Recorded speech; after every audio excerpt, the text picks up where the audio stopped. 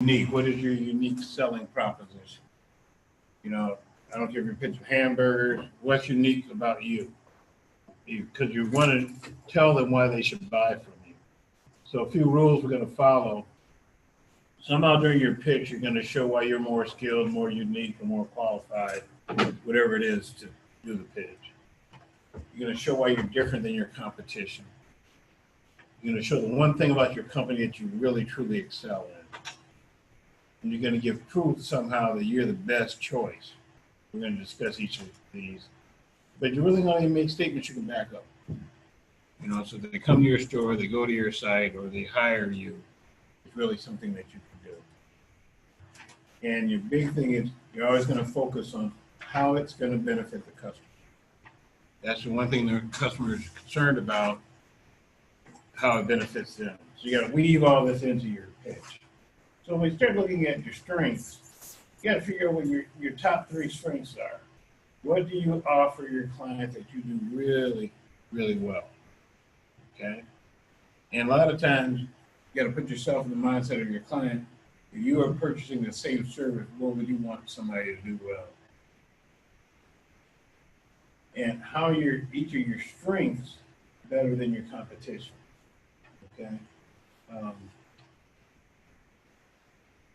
you got to figure that out. How are each of your strengths better than your competition? You may not have to always put it into the pitch, but you need to know what the differences are. And then what's different about you? These are all different ways. Your whole purpose of your pitch is to show why you're better and how you're different than everyone else. You know, you can look at your education, guarantee your offer, your background experience, who you work with. You don't always have to tie it to your education. A lot of times people feel like, oh, they don't have an MBA or they don't have this. It can be your background, it can be your experience, but you just got to find something that makes you different. If for every statement in step 1 and 2, you ask why are they important to your customer. Okay. And what the final thing is, what's going to motivate your customer to buy from you?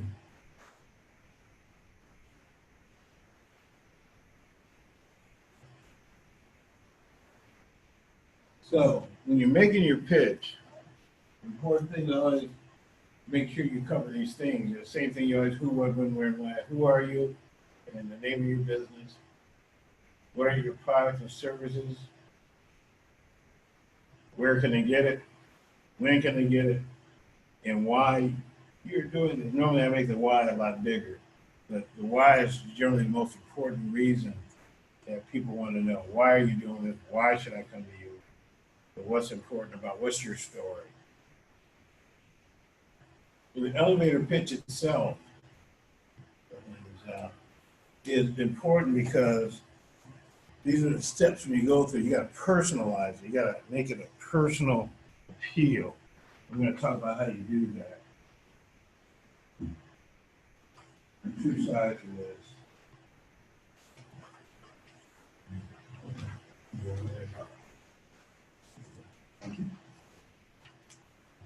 You're going to sell yourself.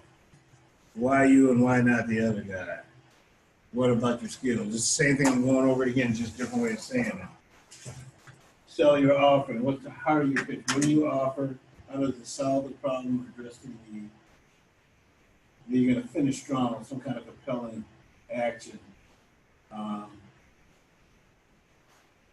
It's very important that you learn how to do these things so that you can get it right. So you got to finish strong. What's your call to action? And then you're going to nail your delivery. Now, and I have down here, practice your pitch until it's solid. Don't memorize it, but practice it so that, depending on what situation, maybe a 10-second, maybe a 30, depending on how much time you have. You know, people say, hey, you can get up, and when you say something, a lot of times they leave you aside. And there's some exercises you can practice on how to know how long you've been speaking without looking at your watch. You know?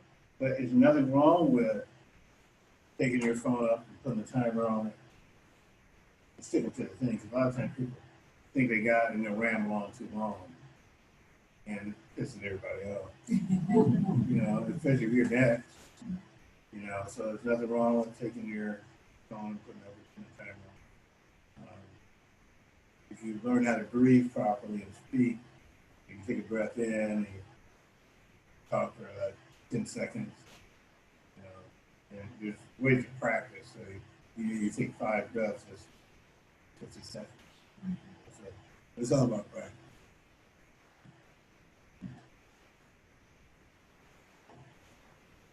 But if you can't say it in 60 seconds, you got a problem. You can't tell people what you do in 60 seconds. So when you start your speech, you want to start it, and this is where you personalize it. You want to start it with something that fits on with people. So like for me, for example, I wrote this, Jane Smith wants to do her own business plan. She knows her business and what she wants to do, but she wants help organizing the plan and getting her pieces together. The plan needs to look professional because she's promised to show it to her bank card asking for help. So I might start out my pitch, something like that.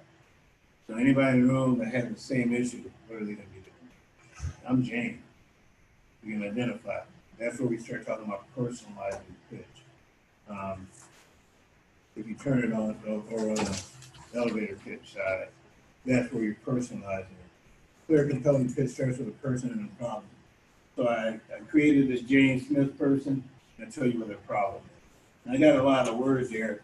I could have said, Jane Smith wants to write a business plan. Wants to make it tight, she has to present it, but she doesn't know how. Okay. So I get people identified with it. The next thing I may say is, when I sell myself, I say the Capability Network Group, and I've been dedicated to writing plans for the last 20 years. You know, I'm one of the best known experts in the field. I've developed my own tools, coaching programs that will help prepare the right type of plan. I coach you when you're available by using technology to help make it easier and convenient for our customers. And I wrote that kind of third party there, depending on how much time I have and who I'm talking to, I'll say something that has to do with that. You know what I'm saying? What I'm trying to get across, I've been doing this for a long time. I developed my own tools and programs, and I make myself available because I do a lot of it. I'm trying to sell the fact that I'm an expert. You know, and depending on the group, I might have a couple of my books up, show my books, things like that. But I'm trying to show why. This is where I'm showing why I'm the best. Okay? But it's not really about me. It's about what lends credibility to my ability to solve the problem. I've been doing it for 20 years.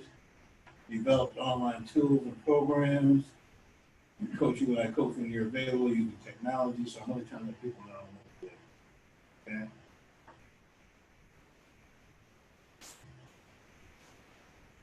Now, next thing after I do that, is I sell myself.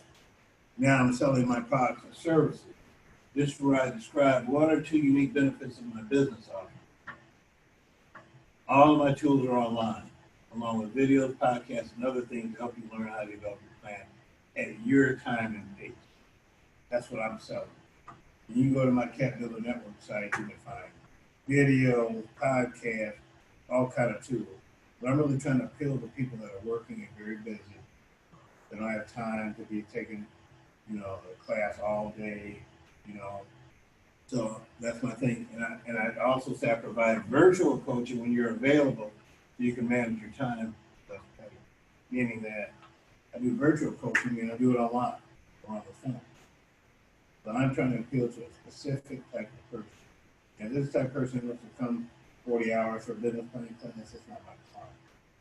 I'm trying to appeal to people that my goal is really to appeal to people that are working and are trying to change their life by starting a business. Working is important to me. Why? Why is working important? Stability and consistency. No, they get paid. I mean, they get paid. Okay. Simple. Okay. All right. I mean, I'm looking for people now. I could be out in the community, and I do this urbanly. Come out in the community, speaking in churches and things like that. Those are, you know, and I hopefully that 1 or 2 of those people are working and they want to hire me. My real ideal customer is somebody that's working and doesn't have the time during the day to take classes. But because my stuff is all online, they can go take my coaching program, they can watch videos, They can listen to my podcast. I've done podcasts for the last 4 years on how to get the business funded, how to write a plan. You can just go and I'll show you what you can do. You can go to my site and just put in search term, find articles and all kinds of things. Virtual coaching so that when you're available, I mean, so I take clients for 8:30, 9 o'clock at night. Yeah. On the weekend. So my thing is working when they're available. But even because clients know that they can schedule it with me. There are people that will schedule a call with me during their lunch. They're working. They know they can schedule it. You don't have to try to keep them calling. They can go on my calendar and book lunch. Or 1 o'clock. They call, you're on the phone for 30 minutes. You go, that's it. I go eat my sandwich. Okay. But I work around their schedule. I'll even do it early in the morning. But these are all for, like right now, when you guys try to schedule a client, particularly through the Urban League, on my schedule, I've only allotted a certain time. If you're in my coaching program for my organization, we have a lot more times that are not listed there. But these are my 2 unique benefits that I'm hoping to get people to go, man, I like that. It's all online, and I can call them when I need them. See how clearly this meets the needs or solves the problem for the client I'm going after. I'm working all day, put the kids down at night. I do my show in the evening at 7 p.m. It used to be at 8:30, now it's at 7. But people can listen to it at any time, but I purposely pick in the evening so that people, have time to listen. But you need to show clearly how it meets the needs or solves the problem. I might even start this out instead of telling a story about Jade. I might say, how many of you want to change your life by starting a business? Well, how many of you have a great business idea? Now I know. This is how you determine by asking that screening question what pitch to you. So like something long and short one. By asking a screening question about whoever, how many of you have a great business idea? I might ask 3 questions. I go, how many of you in business? Maybe 3 or 4 people. Okay. How many of you have a great business idea? Everybody. Or a lot of you. Then the last question I might ask is, how many of you are in business that don't know it? People be like, they don't get that one. And I'll go, well, how many of you as entrepreneurs, generally your leaders, you're generally the people that people call whenever they need something. I'm moving, they call you. I'm having an event, they call you. They're having a problem, they call you. So, like, you guys nodding your heads? I see that, so now I know who to pitch to, okay? Because you're the ones that, you're in business, but you're making no money because you're in charge of your friend. You haven't figured out how to capitalize on the fact that you have skills that you take for granted that other people are taking for granted as well. You may have great organizational skills. You don't get, like some people when they're having an event, they have you come because they're all flustered. You just you know how to handle stuff. They don't bring anything at you, like, we'll put that over there, you be quiet, you sit down, whatever, but you can make things go smooth. Yeah, Mark, some of the things that I experienced in federal contracting, they got to build a team, so they need a proposal writer, don't want to pay that, come join the team. So your job becomes being a proposal writer. Right. Or you need someone to do the capital management and all this stuff, or be a partner, because I want your skills, but I can't afford your skills. Right. So you have to be mindful of stuff like that. And that's why it's important. That's why I say, how many of you in business and don't know it? Yeah. And are not getting paid? Yes. Because people bring you in for one thing, and end up using you for something else. And they know exactly what they're doing when they know. Yeah, I got a friend that I cook a lot. I like to cook. I got a friend of mine that stay up at the lake. All right, man, hey, man, we have a little cook out on Saturday. Why don't you come over? What time to start? He said 2 o'clock. But why don't you come by 1? And I get over there with a bag of charcoal, the thing to clean the grill with, but it wants me to come to the party. Yeah. The next thing I know, 4 hours later, I'm still Flip it. And then what's so funny about his part, but I like to cook, so not that big a deal. But people bring the food, and you put this chicken on. You know, he sees it. I mean, that's cool. I ain't never sitting there cooking other people. I ain't even putting the drink in good. But the point is that a lot of entrepreneurs are entrepreneurs already and don't know it. And that's what people I'm trying to appeal to. So depending on those three questions, whichever is the largest hands that get raised is how I kind of pass my pitch.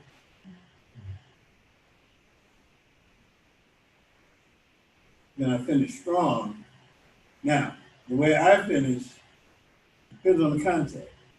Like I say, if you are really ready to write your plan, contact me for a free coaching session, where I will show you how to use it. I may say, depending on how the question is answered, are you really ready to start a business? Contact me. What's the key word in the sentence? Really. If people come up to me, afterwards and go, Ms. Bryan, I think when I start a business, I say, are you really ready? I don't know, I'm gonna think about it. You're like, what? Really? Somebody, then I go, who's really ready? Because that's my way of screening people if they're really ready to do this, because I really don't want to give somebody a free coaching session really not ready.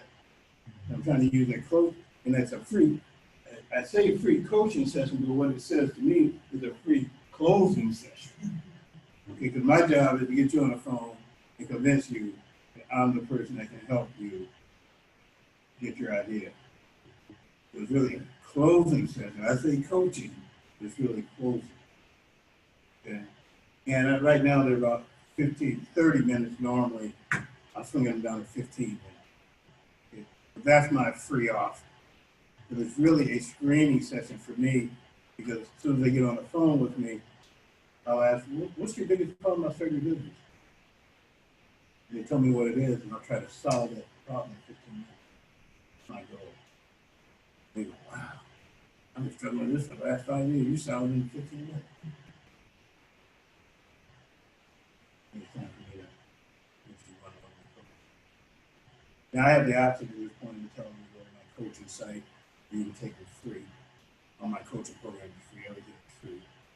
Or you can hire me as a coach. So when you nail your delivery, you need to make points, not memorize the speech. You got to know your points in the order that they go in. Sometimes the points switch around, but you got to make them. Don't memorize the pitch. Memorize your point. 5 or 6 points that we're going to go over in a second. Memorize those things. Once you memorize them, if you try to memorize the speech, it doesn't work. You'll be trying, and what happens when you try to memorize it, you get 2 sentences in, and you forget something, now you're all frustrated, and you look frustrated. I don't have a problem if I'm speaking somewhere. I take it up with me. I'll have it on my phone. Sometimes I'm still kind of old school. I still will write it out. Sometimes when you get up on the phone, it goes dark. And camera real cold. You got face recognition, and you like, okay. So I don't always use technology, because technology will fail at the moment that you need it. So I'll take my cheat sheet up. And I'm not even ashamed. Some people feel like they need to do things from the top. I bring it up because it keeps me focused. And it's not. And I make it a lot of times. It's not full page. I make it small, if people don't see me. Oh Lord, he can really read his speech. But I make it small like this. I just have my 5 points on it. I'll make sure. And sometimes I love seeing. Okay, that's one. Remote. All right. You don't try to memorize the street. You make points, not memorize the streets. You know your points and their order. It's not just you take a deep breath, go down to the truck. Make it fun. All right, and make sure you say thank you at the end. Now, did I show you guys I had a video of some pictures. Did I show you any pictures? No. Okay. I'm gonna show you some of those. So I want you to see some pitch competition. Now, the interesting thing about pitches, all different types. There's a pitch when you're just up in front of a crowd. And you go like you went to that meeting and they said, "That was sick of you." That's a pitch, but you still have to remember certain things about the pitch. When you're getting any chance to get in front of people, you're gonna make your 5 points, but you always want to have a call for action. You always want to be able to say what you want them to do as a result of listening to you. So even if it's at a networking meeting, you know, hey, talk to me afterwards to get your free courses. Or, you know, contact me, you know, you're asking them to do something because that's where you're judging how well your pitch was. They come up to me and get a business card from you to get your free coaching session, or somehow in your pitch you let them know the type of clients that you really are looking for. But you want them to, you want to give them something that they have to react. Okay, so that you can tell how effective your pitch was. All right, so I'm going to show you some. Now, the pitches I'm showing you, these people were pitching at a business pitch competition. And the biggest mistake, and I've judged a lot, I've prepped a lot of people for, people get up there and pitch the business, but they forget to ask for something. Okay, so you got to have an ad. Sponsorship, money, you got to have it in there. Any questions about any of this? All right. Always listen to hear politicians and ask for the vote. Yeah, they got to have it. I mean, they got to have, we're going to go here real quick.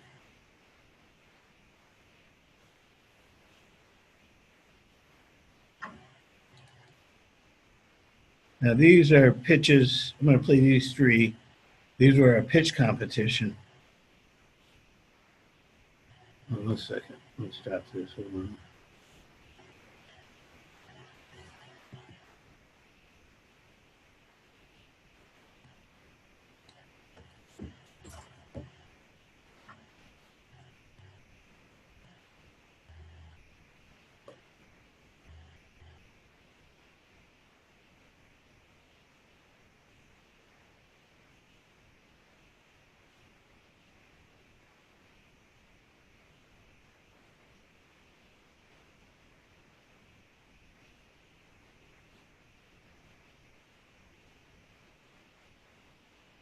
Oops, I'll turn the speakers on.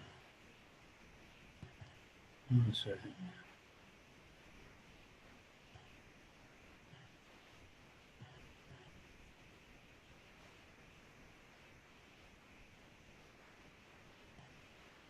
One second.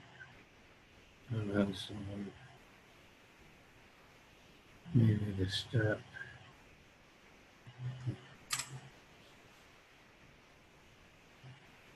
One second. Oh, that's maybe the step.